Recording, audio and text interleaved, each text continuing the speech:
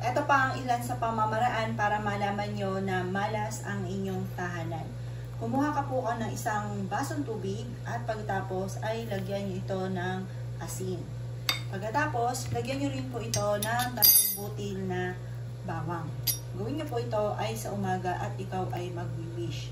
Kapag po mga bossing ko, lumutang ang ating pong bawang, ang ibig sabihin po niyan ay swerte ang inyong pong tahanan.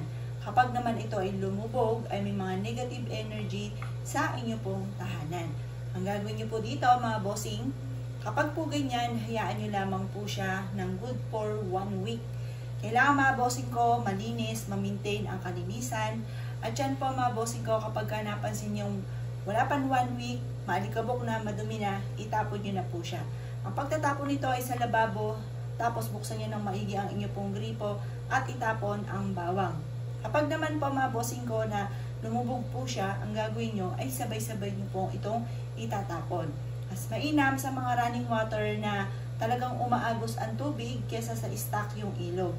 At pagkatapos ay pwede rin naman kung malayo kayo sa mga ilog, pwede rin naman sa malayo-layo po sa inyong pong tahanan para hindi makabalik yung kamalasan.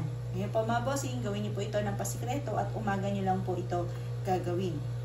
Kagaya niya, nakalutang mga bossing ko ang bawang, ibig sabihin, maswerte po yan. Kapag lumubog po yan, doon ka mag-iingat at gawin ka agad kapag lumubog.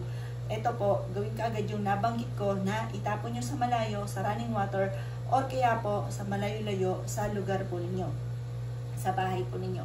Kapag naman po ganito, 1 week po siya na pwede nyo ilagay sa harapan ng bahay ninyo, or kaya po sa lamesa po ninyo upang sa ganon, higit ka na maka-attract ng swerte at mas higit pa siya na makatawag ng swerte. Ngayon pa mga bossing, yan po yung mga sinyales at pamahiin na dapat natin gawin, lalo na kapag feeling ninyo ay parang may kakaiba sa inyong puntahanan. O siya mga boss, good luck po sa inyo po lahat.